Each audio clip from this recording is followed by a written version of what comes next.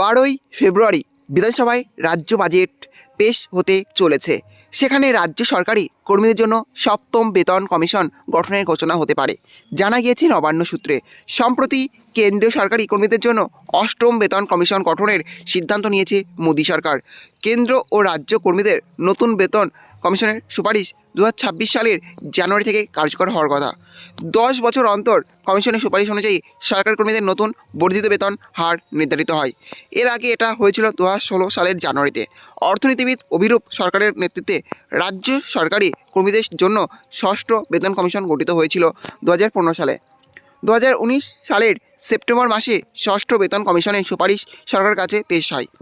রাজ্য সরকার তার ভিত্তিতে সরকারি কর্মীদের নতুন বর্ধিত বেতন হার চালু করে 2020 সালের জানুয়ারি থেকে।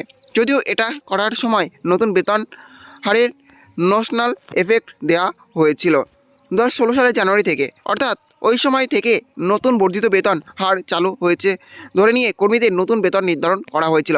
বেতন কমিশন গঠিত হওয়ার পর তার শুনানি প্রক্রিয়া দীর্ঘমেয়াদী হয়, তাই এবারও এরকম হতে পারে বলে মনে করছে সরকারি কর্মীমহল। এবারের রাজ্য বাজেটে এক কিস্তি ডিএ ঘোষণারও আশা করছে তারা।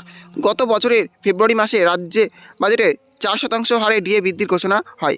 2024-25 আর্থিক বছরের শুরু অর্থাৎ গত এপ্রিল থেকেই ওই বর্ধিত ডিএ কার্যকর হয়।